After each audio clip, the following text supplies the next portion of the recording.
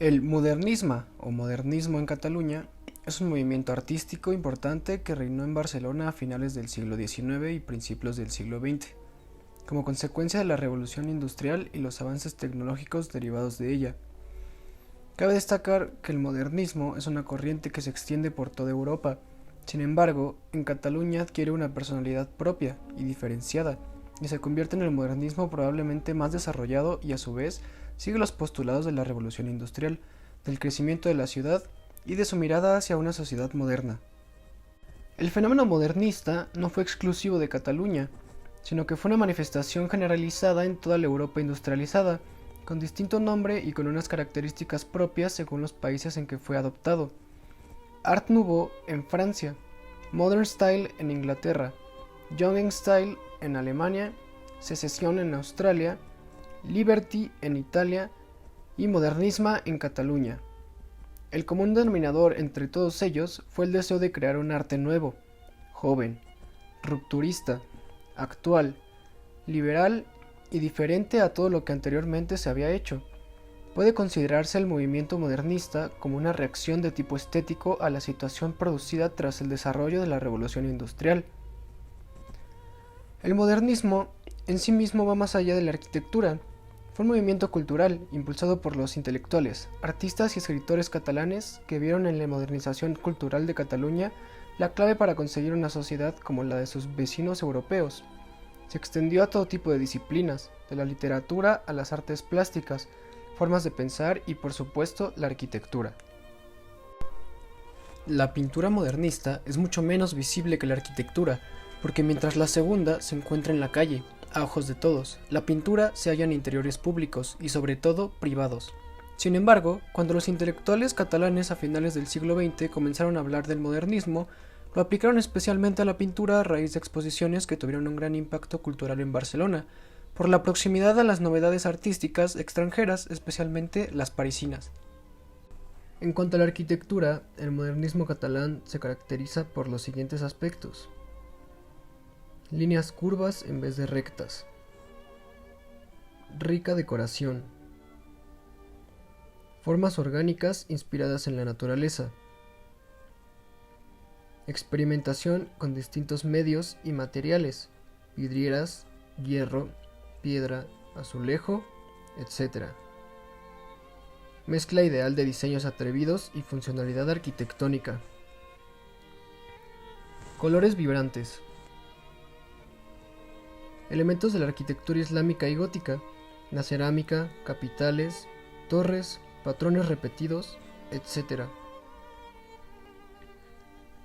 Colocan en el exterior de los edificios pájaros, mariposas, hojas y flores a modo de elemento decorativo, ya sea como figuras adosadas o como adorno de la piedra o cerámica.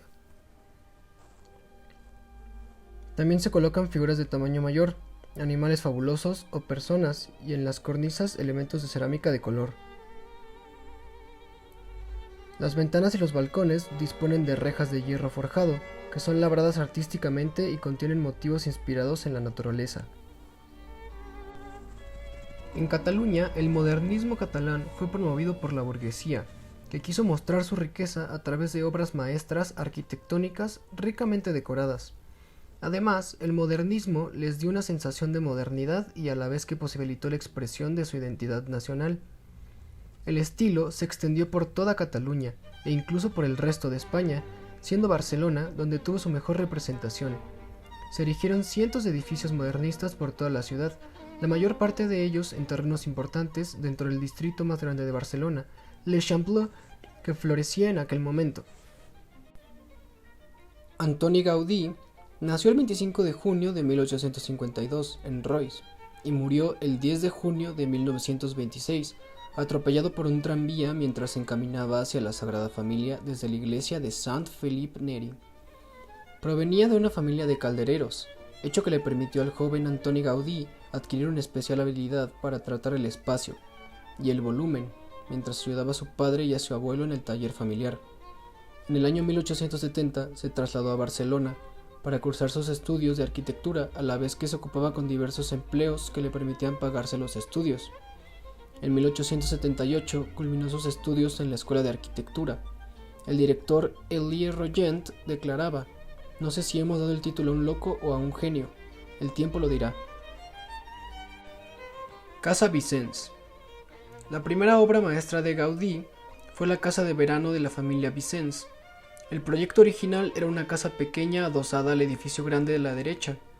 En 1925 se demolió ese edificio y el arquitecto Jean-Baptiste Serra de Martínez amplió la casa en el mismo estilo original. Esta es la primera vez que Gaudí utilizó elementos decorativos modernistas como cerámicas de colores, acero curvo y chimeneas coloridas en el techo. El jardín original era mucho más grande e incluía una cascada, fuente y un mirador. Palau Güell. El palacio fue construido como residencia del magnate industrial Güell, quien vivió allí con su familia hasta que se mudaron al Parc Güell. Es el primer edificio completamente modernista de Gaudí y cuenta con elementos típicos como chimeneas de colores y adornos de hierro. Para él, era un encargo tan importante que dibujó 25 distintas fachadas. El edificio estaba diseñado para que los invitados importantes pudieran entrar directamente con sus carruajes de caballos. Desde la entrada principal, los caballos bajaban a la cuadra subterránea, mientras que los invitados entraban a la sala de recepción excepcionalmente decorada. Casa Batelot. La familia Batelot compró el edificio en 1900 y contrató a Gaudí para que lo rediseñe. Gaudí también diseñó el edificio original, pero en un estilo clásico, más conservador. Entre muchas innovaciones destacan tres: la apertura de la planta baja y la planta principal, la fachada de colores, con balcones característicos, y el techo abovedado, con una extraña torre en forma de una criatura parecida a un dragón. A pesar de estos elementos importantes, Gaudí no comprometió la funcionalidad del edificio. Se prestó especial atención a la iluminación y ventilación. Es el primer proyecto de Gaudí sin líneas rectas. Casa Milà. La última gran casa de Gaudí, la Casa Milà, fue considerada revolucionaria, debido a las curvas exageradas en la fachada de mármol y en los balcones de hierro. A diferencia de la Casa Batelot, aquí las curvas ocupan todas las dimensiones, no hay una línea rectangular, y todos los apartamentos tienen forma irregular. Originalmente, Gaudí propuso unas esculturas gigantes de la Virgen María y dos arcángeles en la parte superior del edificio, pero fue rechazado, ya que la casa fue construida durante un importante momento anticlerical. El edificio evoca la naturaleza. Sagrada Familia. La obra más espectacular de Gaudí, la Sagrada Familia, es famosa por muchas razones. Es el único edificio patrimonio de la humanidad, no acabado, inscrito en la lista de la UNESCO. El proyecto prevé 3 fachadas, 12 torres para apóstoles, una para la Virgen María, 4 para los evangelistas y 1 para Jesucristo. Solo la fachada de la Natividad, con 4 torres, fue construida de acuerdo con el diseño original de Gaudí, mientras que la fachada de la Pasión, con otras 4 torres, tiene el diseño de sus estudiantes. La fachada de la Gloria, junto con otras torres, no se han construido. El diseño original, aunque profundamente modernista, está influenciado por el arte gótico. La impresionante decoración forma parte de la estructura. Parc Güell. El Parc Güell es la obra maestra de Gaudí, que muestra la relación perfecta entre arquitectura y naturaleza. Previsto como una urbanización con 40 edificios que rodearían un parque, se convirtió en un parque público con solo 2 edificios construidos. La obsesión de Gaudí por las formas orgánicas es visible en todas partes. En los arcos que soportan los caminos peatonales, arcadas, columnas bajo la gran galería, viaductos, etc. El parque está plagado de simbología política, como las escaleras de acceso que representan la tierra catalana y a la religión católica. Algunos elementos del parque fueron diseñados por sus socios, pero de acuerdo con su estilo. Louis Duménacky-Montenier nació en Barcelona el 30 de diciembre de 1849 y murió el 27 de diciembre de 1923. Sus edificios se caracterizan por la combinación del racionalismo constructivo, con una ornamentación inspirada en la arquitectura hispano-árabe, y por las líneas curvilíneas típicas del modernismo. Los primeros encargos de importancia para Domenech se produjeron dentro del ámbito familiar, como es el edificio de la editorial Montaner, y Simón, además de participar en distintas obras tales como Palau de la Música Catalana. Construido para el eminente Orfeo Català, el Palau fue principalmente financiado por los barceloneses ricos. A diferencia de la mayoría de los edificios modernistas, su estilo es funcional, sin olvidarse de la importancia de la decoración. La pieza central del palacio es una majestuosa sala de conciertos cubierta por una impresionante cúpula de cristal. Las numerosas esculturas que decoran la sala están inspiradas en la mitología antigua y en elementos de la música clásica popular. Una gran escultura conocida como la Canción Popular Catalana, que representa a la gente de Cataluña, domina la fachada de ladrillo rojo. La Casa Leo Morera. El lado izquierdo del Passage de Gracia, entre Consell de Cent y Aragó, está lleno de edificios modernistas. El primero que verás caminando desde la Plaza Cataluña es la Casa Leo Morera. El arquitecto se encargó de una reforma integral de la casa, incluyendo la fachada con varios balcones de piedra y un interior nuevo. La fachada y el entresuelo tienen una decoración muy elaborada. Se puede observar en las alegorías a distintos inventos del siglo XX y en las muchas moras que hay en la fachada que aluden al apellido Morera. Para agregar el pequeño templete en la azotea se requirió un permiso especial. Casa Fuster. La casa fue un regalo del Sir Fuster a su esposa. Él quería embellecer Barcelona y podía permitirse materiales costosos como lo son el mármol de alta calidad. Probablemente en su momento fue la casa más costosa de la ciudad, ubicada sobre el Passage de Gracia y una calle pequeña. Esta cuenta con 3 fachadas. Como en sus otros trabajos, el arquitecto se inspiró en el arte gótico. Fíjate en las ventanas y en los pilares de la terraza.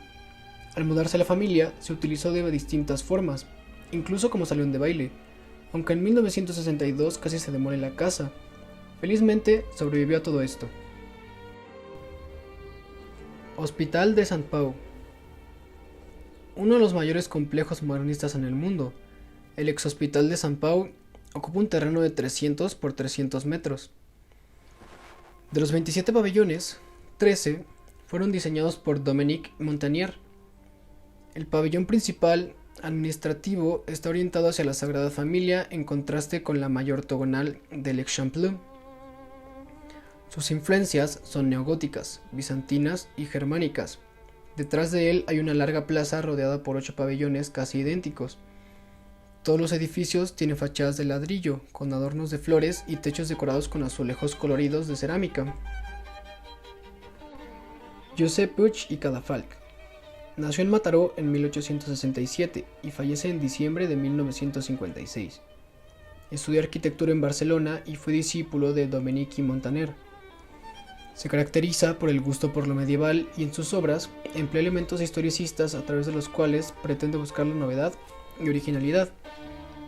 La obra de Josep Puig i Cadafalch comenzará a tener un gran interés desde que en 1896 realiza la Casa Martí, más conocida como el Quart de Gats, lugar en el que algunos artistas como Casas, Rossinyol, Nobel o Picasso celebraron numerosas tertulias artísticas. Además de su faceta como arquitecto, también participó de forma activa en el panorama político catalán, integrándose en el grupo de la Renaissance, la Casa Macaya, la Casa de les Punts, Palau de Baró-Quadras, Fàbrica Casa Ramona y la Casa Company. Casa Antler. La Casa Antler, otra reconstrucción completa, la fachada nueva tiene influencias románicas, góticas, renacentistas y barrocas. Se puede observar que las ventanas que no están alineadas verticalmente y en la composición ligeramente asimétrica. En el último piso se instaló un estudio de fotografía. Como de acuerdo a la ley el estudio tenía que estar separado del edificio, el techo de este es escalonado. La fachada está decorada con esgrafiado blanco y rojo, azulejos cromados, carpintería verde, herrería negra y piedra gris. Casa Torrades. Las hermanas Torrades querían unificar sus 3 propiedades, por lo que en 1905 encargaron al famoso arquitecto modernista la construcción de un edificio monumental que ocupara una manzana entera. El edificio modernista tiene elementos góticos como una fachada de ladrillo, la decoración inspirada en la gótica y 6 torres altas. Pero si echamos un vistazo más de cerca nos daremos cuenta que toda la decoración es realmente modernista, con motivos florales por todas partes. En cuanto a la planta baja, el arquitecto no siguió la tradición estructural dominante en la época y eliminó los muros de carga reemplazándolos por pilares. Por último, está Isla de la Discordia. Esta manzana del Passeig de Gràcia es una atracción turística en sí misma, ya que posee edificios de los tres arquitectos más importantes del modernismo catalán, Antoni Gaudí, Lluís Domènech i Montaner y Josep Puig i Cadafalch. Los tres edificios, la Casa Batlló, la Casa Leo Morera y la Casa Amtler, fueron construidos a comienzos del siglo XX en un estilo modernista, aunque son muy distintos unos de otros, debido a los distintos estilos de cada uno de los arquitectos. La Casa Batlló es la única de las tres que se ha abierto al público, las otras dos son privadas, aunque se puede entrar en el hall de ambas. Alexandre de Riquer. Además de pintor, fue dibujante y poeta, al contrario que muchos de los pintores modernistas catalanes que se formaron en París y fueron influenciados por las corrientes artísticas presentes en la capital francesa. Alexandre de Riquer también estuvo en Inglaterra, donde entró en contacto con el japonismo y el prerafaelitismo, además del movimiento Arts and Crafts, corrientes que marcaron profundamente sus creaciones. Una de sus obras más características es La Virgen esperando la Navidad, una obra de grandes dimensiones que se encuentra en el Museo de Montserrat y que presenta un carácter marcadamente simbolista. Ramón Casas. Viajó a París en 1890 y se instaló, junto a Santiago Rusiñol y Miquel Utrillo, en el Moulin de la Galette, en Montamare. A partir de este momento, este lugar se convierte en una fuente de inspiración para el artista.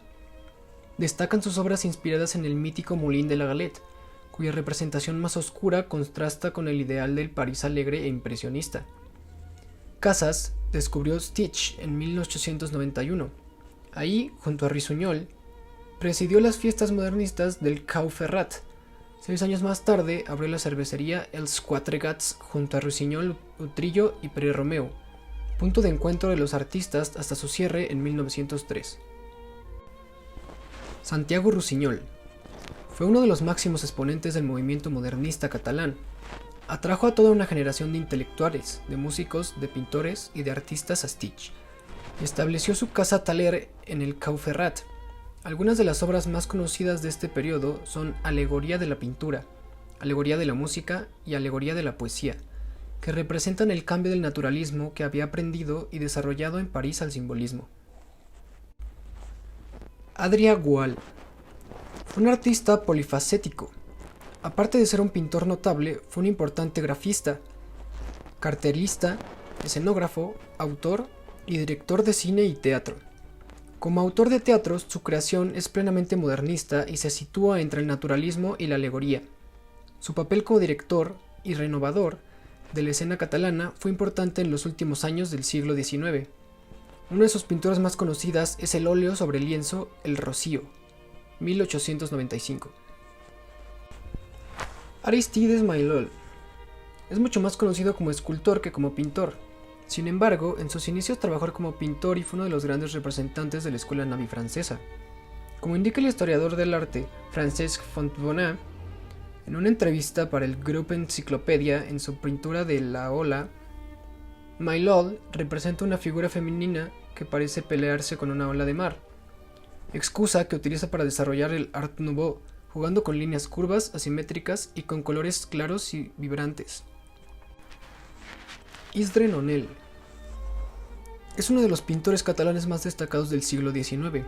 Su obra se caracteriza por tratar los temas que la población deseaba ignorar, centrando su obra en la representación de personas marginadas por la sociedad de la época como los enfermos de cretinismo o las mujeres gitanas. Su obra, Los pobres esperando la sopa, es un compendio de toda su pintura más característica, la expresividad, la dureza en las facciones o el contraste de los colores.